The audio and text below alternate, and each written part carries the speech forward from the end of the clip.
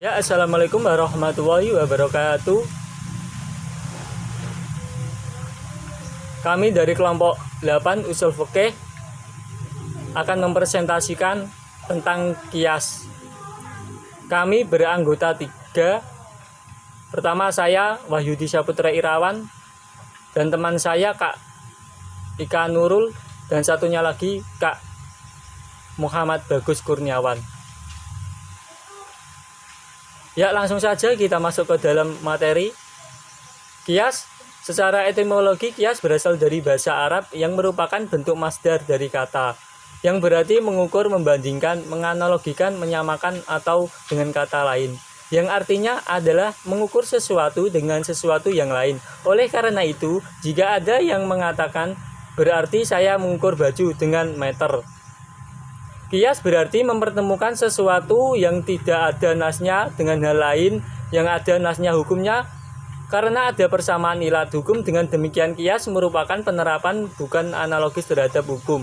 Sesuatu yang serupa karena prinsip persamaan ilat akan melahirkan hukum yang sama pula. Oleh karenanya, sebagian yang diungkapkan Abu Ya'la asas kias adalah menghubungkan dua masalah secara analogis berdasarkan persamaan sebab dan sifat yang membentuknya. Apabila pendekatan analogi itu menentukan titik persamaan antara sebab-sebab dan sifat-sifat antara dua masalah tersebut, maka konsekuensinya harus sama pula hukum yang ditetapkan. Kias merupakan salah satu metode istinbat yang dapat dipertanggungjawabkan karena ia melalui penalaran yang disandarkan kepada nas. Ada beberapa ayat Al-Quran yang dijadikan landasan bagi berlakunya kias di dalam menggali hukum di antaranya.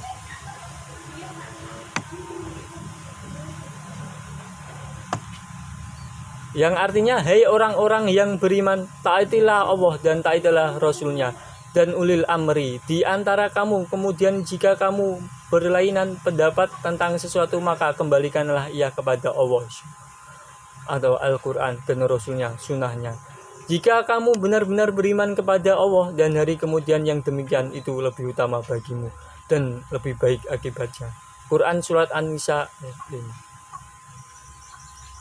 Ayat di atas menjadi dasar hukum kias, sebab maksud dari ungkapan kembali kepada Allah dan Rasul dalam masalah khilafah adalah perintah supaya menyelidiki tanda-tanda kecenderungan apa sesungguhnya yang dikehendaki Allah dan Rasul. Hal ini dapat diperoleh melalui pencarian ilat hukum yang merupakan tahapan dalam melakukan kias. Hukum kias. Keabsahan kias sebagai landasan hukum. Terjadi perbedaan pendapat di kalangan ulama usul fikih. Jumhur ulama usul fikih sepakat bahwa kias dapat dijadikan sebagai dasar dalam menetapkan hukum Islam dan sekaligus sebagai dalil hukum Islam yang bersifat praktis. Sedangkan menurut Madhab Jamiyah, Zahiriyah dan sebagai Syiah berpendapat sebaliknya, yakni kias tidak bisa dijadikan sebagai landasan hukum. Perkenalkan, nama saya Ika Nurul Hidayati. Di sini saya akan menjelaskan sedikit tentang rukun kias. Rukun kias ada 4 macam. Yang pertama ada al-asl atau dasar pokok. Al-asl adalah sesuatu yang telah ditentukan hukumnya berdasarkan nas dari Al-Quran dan As-Sunnah. Yang kedua ada al-far'u.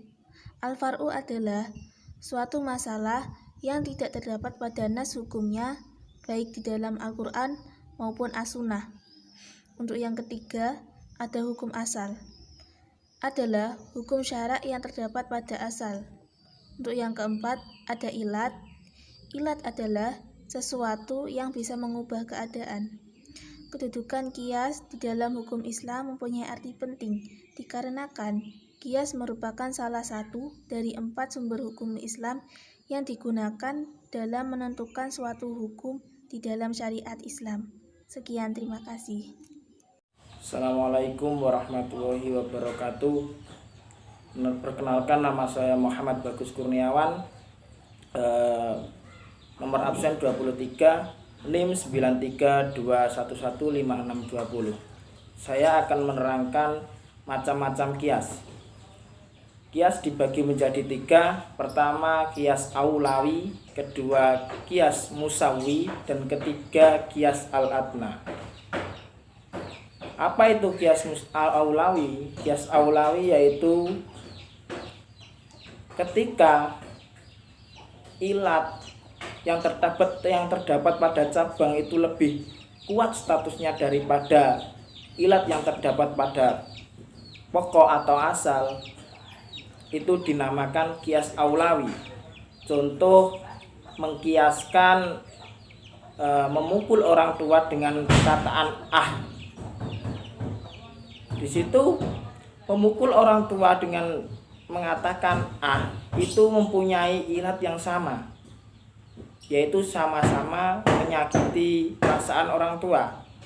Namun lebih-lebih memukul daripada berkata ah. Yang kedua yaitu kias musawi. Kias musawi yaitu ketika ilat yang terdapat pada furu itu sama statusnya dengan ilat yang terdapat pada pokok atau asal, itu dinamakan kias musawi. Seperti contoh mengkiaskan gandum dengan beras dalam kewajiban zakat fitrah. Di situ beras dan gandum memiliki persamaan derajatnya, yaitu sama-sama makanan pokok. Contoh yang lain yaitu mengkiaskan memakan harta anak yatim dengan membakar harta anak yatim, atau membakar harta anak yatim dengan memakan harta anak yatim. Itu mempunyai ilat yang sama, yaitu mempunyai persamaan di itlaf, yaitu sama-sama merusak. Yang ketiga yaitu kias al-adna. Ketika ilat yang terdapat pada furu itu lebih rendah daripada ilat yang terdapat pada pokok atau asal, itu dinamakan kias al-adna. Seperti contoh mengkiaskan sesuatu yang memabukkan dengan arak.